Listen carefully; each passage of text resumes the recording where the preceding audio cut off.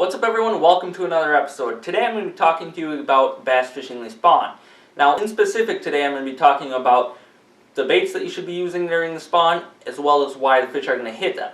So there are three different parts of the spawn. There are the pre-spawn, the spawn, and the post-spawn, and these are all excellent times to catch bass. They're very easy to catch the bass, and today I'm going to be showing you guys the top baits I like to use during them, as well as why. First, we're going to be talking about the pre-spawn. The pre-spawn is when the fish are at their biggest. So if you're looking to catch a big bass, this is when you want to do it. The fish are all full of eggs and are looking for a spot to spawn. They're looking for a place that is good for laying their eggs, as well as a spot that is protected. So they're looking to chase off any fish such as bluegill, perch, shad, anything that may steal their eggs, as well as crawfish. So those are some great baits to use during this time, and I'm going to show you my favorites. So the first one is going to be a shallow diving crankbait. This one happens to be the live target. This is a jointed bait in a perch color, and this dives 3 to 5 feet. So that is one of the reasons that I like to throw it. It's going to be in that proper depth for the fish during this time, and it's a nice size of a bait fish that may be trying to steal the eggs. So that is one of the main baits that I will use. Next we have another bait fish imitation, and this is a chatterbait. This is a great bait because it's fast, you can reel it quickly, you can also slow it down, and it has a nice vibration, so it looks intimidating to the bass, and it's another great small size of a small bait fish. And this one happens to be in a frog color actually, but I put a trailer on it that really imitates a perch as well as a shad. That's a kind of citrus shad, so it's great in the darker water. So that's my second bait for the pre-spawn. The third is going to be an underspin. Now underspins have been out for years, but in recent years are really sweeping the nation.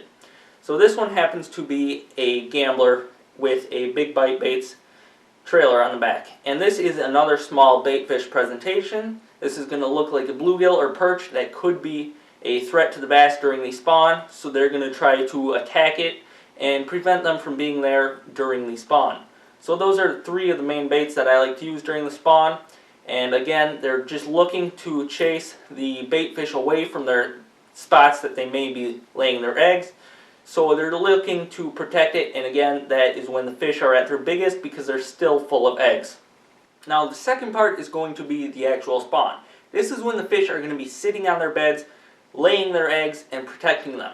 So during this time there are two ways that I like to catch the fish. The first one is going to be a natural presentation. And like I was saying before, the fish may be protecting their beds from bait that may be trying to get their eggs. So some baits that I like to use are baits such as a crawfish. This one happens to be the Biz Bug and is a great presentation. I like to cast it out and just rock it a little bit on the bed, and that's an often natural way to catch the fish. It's a bait that they're really seeing a lot at this time. And in spring, crawfish are all over, so that's going to be one of the ways that I like to catch them. The next natural way is going to be a worm. This one happens to be a 5-inch worm. 4 to 5-inch finesse worms are an excellent bait for this time. Baits such as the Ned rig or a shaky head, as this would be rigged, are great because you can cast them out, and once you reach the bed, you can sit and shake it right in place. Now this is a great way to catch the fish because you're right on their beds, and you can stay there for a long time. So that's going to be the second one.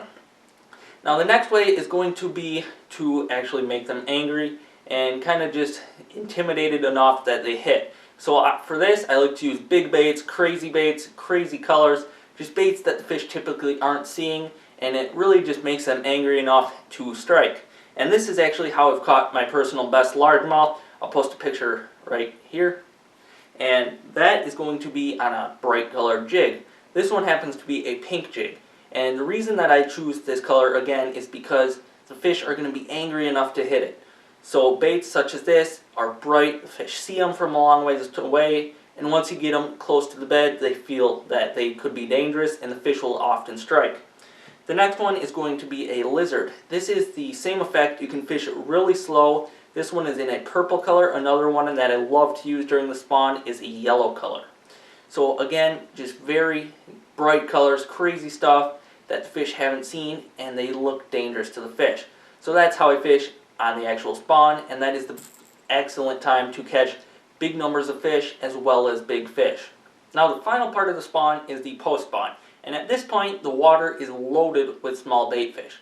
These are going to be the fry that have just hatched, and the bass are going to be feeding like crazy on these. These are an excellent way that you can catch a fish on small, affordable baits. And these are also times when you can use a spinning rod to catch a monster bass. So 3 baits that I like to use are going to be, number 1, a small crankbait. This one happens to be the Vicious crankbait. This is a square bill which dives 2 to 4 feet and is an excellent small bait that imitates a fry. And this one is in a blue and chartreuse color, which is excellent in dirtier water and is my number 1 post-spawn bait. The next one we have is a small jerkbait. This one happens to be the Reaction Strike, and this is in another 2-inch bait. And the great thing about a jerkbait is you can pause it, and that gives the fish time to strike. And at this time, the bait fish are pretty dumb. They are stopping, moving. They're going away from their schools because they are not educated yet. And this is an excellent way to look like a lost bait fish. The third one is going to be a small bait fish soft plastic. This one happens to be a Zoom Super Fluke Junior, and I like to rig this on a jig head. And the great part about this is you can fish a different level of the water column. This is going to fish right on the bottom, and what I like to do is cast it out and just hop it back and fish the bottom of the water, which is often where the bait fish are going to be looking for different food. So that is going to be the third and final bait. So as you saw, there are many different ways to catch fish during the spawn and the times around the spawn. So I hope you guys learned something from this video, and I hope this helps you during the spawn this year, which is soon coming up for some of you guys.